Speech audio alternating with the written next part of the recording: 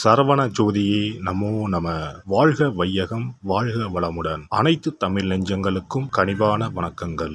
60 தமிழ் ஆண்டுகளில் இப்போது பிறக்க இருப்பது குரோதி வருடம். இது 60 ஆண்டுகளில் 38வது வருடம். தற்போது இந்த தமிழ் புத்தாண்டு பிறக்கும் சமயத்தில் மேசத்தில் சூரியன் குரு, கன்னியில் கேது, கும்பத்தில் செவ்வாய் சனி, மீனத்தில் புதன் சுக்கிரன் ராகு என்ற கிரக அமைப்பு காணப்படுகிறது. அதோடு இந்த வருடத்தில் மேசத்தில் இருந்து ரிஷபத்திற்கு குரு பகவான் இடமாறும் இடப்பெயர்ச்சியும் நடக்க இருக்கிறது. ஆண்டின் துவக்கத்தில் மேசராசியில் சஞ்சரிக்கும் குரு பகவான் மே 1, 2024 முதல் ரிஷபராசிக்கு சென்று கன்னி, விருச்சகம், மகரம் ஆகிய ராசிகளை பார்வையிடுகிறார். வருட கிரகங்களில் அதிக வருடம் ஒரு ராசியில் பயணம் செய்யும் கிரகமான சனி பகவான் 29/3/2025 வரை கும்பராசியில் ஆட்சி பலம் பெறுகிறார். மேசம், சிம்மம், விருச்சகத்தை பார்க்கிறார். அதன் பிறகு மீனராசிக்கு செல்லும் சனி பகவான் ரிஷபம், கன்னி, தனுசு ராசியை பார்வையிடுகிறார். வருடம் முழுவதும் மீன ராசியில் ராகுவும் கன்னி ராசியில் கேதுவும் சஞ்சரிக்கிறார்கள். இந்த குரோதி ஆண்டில் மேன்மையான பலன் பெறும் ராசிகள் மேசம், கடகம், கன்னி, விருச்சகம், மகரம். ஒவ்வொரு தமிழ் புத்தாண்டு வருடம் பிறக்கும் போது சூரிய பகவான் தனது உச்ச வீடான மேசத்தில் சஞ்சரிப்பார். ஆனால் இந்த குரோதி வருட புத்தாண்டை சிறப்பிக்கும் வகையில் குருவும் மேச ராசியில் நிற்கிறார். இது போன்ற கிரக அமைப்பு 12 ஆண்டுகளுக்கு ஒருமுறை மட்டுமே உருவாகும்.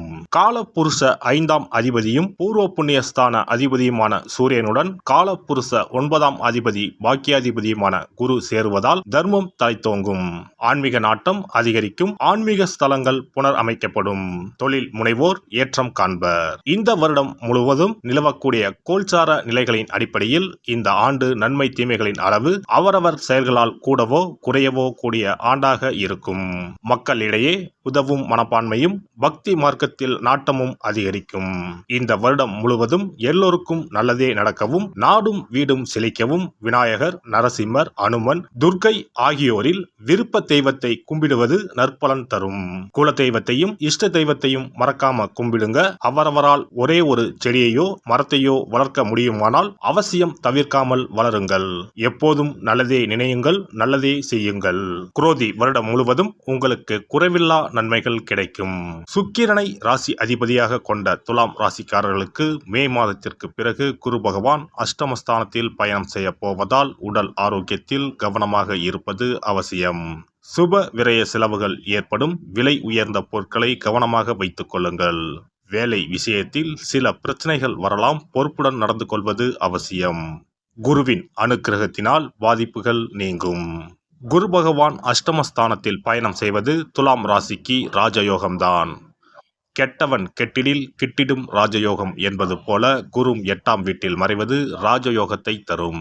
உங்கள் ராசிக்கு 12ஆம் பாவத்தை குரு பார்க்க போவதால் இதுவரை தடைப்பட்ட காரியங்கள் விரைந்து நடைபெறும்.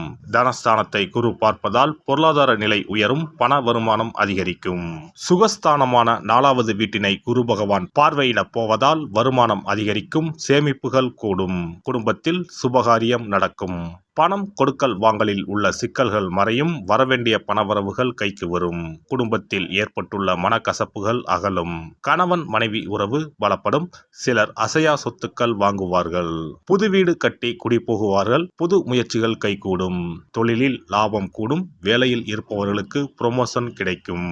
சனி பகவான் புண்ணிய சனியாக பயணம் செய்ய போகிறார். குழந்தை பாக்கியம் இல்லாதவர்கள் நம்பிக்கையுடன் முயற்சிக்க எதிர்பார்த்த வெற்றிகள் கிடைக்கும். வண்டி வாகனங்கள், வீடு, நிலம் வாங்க வாய்ப்புகள் அமையும். தடைபட்டு வந்த சுபகாரியங்கள் இனிதே நடக்கும். பணவரவு அதிகரிக்கும். குடும்பத்தில் உற்சாகம் அதிகரிக்கும். புண்ணிய சனி காலம் என்பதால் பிள்ளைகள் ஆரோக்கியத்தில் அக்கறை காட்டுவது அவசியம். குரோதி ஆண்டின் இறுதியில் சனி பகவான் 6ஆம் வீட்டிற்கு வந்து அமரப்போகிறார். 6ஆம் வீட்டில் உள்ள ராகுவுடன் சனி பயணம் செய்யும் காலத்தில் எதிரிகள் தொல்லை நீங்கும். பல வழிகளிலும் பணம் வரும். விபரீத ராஜயோகம் கிடைக்கப் போகிறது. கோடி கோடியாக செல்வம் வீடு தேடி வரும். குரோதி ஆண்டு முழுவதும் ராகு பகவான் உங்கள் ராசிக்கு 6ஆம் வீட்டிலும் கேது பகவான் 12ஆம் வீடான விரயஸ்தானத்திலும் பயணம் செய்ய போகிறார். கடன்கள் அடைபடும். தீராத நோய்கள் தீரும். படித்து முடித்து வேலை தேடுபவர்களுக்கு குரோதி ஆண்டில் கை நிறைய சம்பளத்தில் நல்ல வேலை அமையும். பதவி உயர்வும் கிடைக்கும். வருமானம் அதிகரிக்கும். வீடு மனை வாங்கும் யோகம் கைகூடி வரும். உங்களில் நீண்ட நாள் கடன்கள் அடைபடும். வெளிநாடு செல்லும் யோகம் கைகூடி வரப்போகிறது. நினைத்த காரியங்கள் அனைத்தும் நிறைவேற்றும் ஆண்டாக குரோதி ஆண்டு அமைந்துள்ளது. செவ்வாய் சனி சேர்க்கைக்கு வெள்ளிக்கிழமை அன்று வெண்தாமரை பூமாலை கொண்டு தேன் கலந்த பேரிச்சம்பழம் மற்றும் அகல் விளக்கில் சிகப்பு நிற துணியில் 24 மிளகை மூட்டை கட்டி தேங்காய் எண்ணெய் ஊற்றி சிகப்பு திரி போட்டு தீபம் ஏற்றி வணங்கி வழிபடவும். வருட பிறப்பன்று நாம் செய்யும் செயல்கள் அனைத்தும் அந்த வருடம் முழுவதும் நமது வாழ்க்கையை வளப்படுத்தும் என்பது ஐதீகம். அதனால் இந்த பதிவில் தமிழ் புத்தாண்டாகிய சித்திரை முதல் நாள் என்னென்ன செய்ய வேண்டும், என்ன செய்யக்கூடாது என்பதனை பற்றி தெரிந்து கொள்ளலாம். தமிழ் மாதத்தின் முதல் மாதமான சித்திரையில் தமிழ் புத்தாண்டு தொடங்குகிறது. மா, பலா, வாழை ஆகிய முக்கணிகள், வெற்றிலை, பாக்கு, நகைகள், நெல் முதலான மங்கள பொருட்கள் கொண்ட தட்டை வழிபாட்டறையில் வைத்து அதை புத்தாண்டு அதிகாலையில் காண்பது புனிதமாக கருதப்படுகின்றது. புத்தாண்டு அன்று அதிகாலையில் நீராடி கோலமிட்டு புத்தாடை அணிந்து கோவிலுக்கு சென்று வழிபடுவது நல்லது. அன்றைய தினம் அறுசுவைகளும் இடம்பெற்றிருக்கும் உணவை படைப்பது முறையாகும். அன்றைய நாளில் இனிப்பு, கசப்பு, உப்பு, காரம், துவர்ப்பு, புளிப்பு ஆகிய 6 சுவைகளும் இருக்குமாறு உணவானது அமைவது சிறப்பு. பொதுவாக நல்ல நாட்களில் பாகற்காய் சேர்ப்பது இல்லை. ஆனால் தமிழ் புத்தாண்டு அன்று அத்தனை வகையான சுவைகளும் இடம்பெற்ற படையலை படைப்பது விசேஷம் ஆகும். அனைத்தும் கலந்ததுதான் வாழ்க்கை என்பதை உணர்த்தவே இவ்வாறு அறுசுவை உணவு புத்தாண்டின் தொடக்கத்தில் படைக்கப்படுகிறது.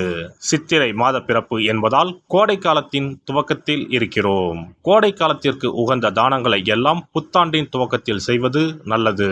தோஷங்கள் நீங்கி வாழ்வு மலர உங்களால் முடிந்த அளவிற்கு குடை தானம், செருப்பு தானம், விசிறி தானம் ஆகியவற்றை செய்யலாம். மேலும் நீர்மோர் பந்தல் அமைப்பது, தண்ணீர் பந்தல் அமைப்பது போன்றவற்றை செய்வதால் உங்களுடைய கர்மாக்கள் அனைத்தும் தீரும். பறவைகளுக்கு, விலங்குகளுக்கு வீட்டின் வாசலில் தண்ணீர் வைப்பதும் சிறப்பு. தமிழ் புத்தாண்டு அன்று இறை வழிபாடுகளில் ஈடுபடுவதும் உங்களை மென்மேலும் வளரச் செய்யும். இளநீர், நுங்கு, விளாம்பழம், தர்பூசணி போன்ற குளிர்ச்சி மிகுந்த பழங்களை வாங்கி தானம் செய்வதும் நீங்கள் சாப்பிடுவதும் மிகவும் நல்லது. தமிழ் புத்தாண்டு அன்று தங்கம் அல்லது வெள்ளி நகைகளை வாங்குவது மென்மேலும் அவைகள் பெருகச் செய்யும். அதுபோல கல்லுப்பு, மஞ்சள், குங்குமம், வெற்றிலைப்பாக்கு, பழம் ஆகிய மங்கள பொருட்களை வாங்குவதும் குடும்பத்தில் மென்மேலும் லட்சுமி கடாட்சத்தை உண்டு செய்யும்.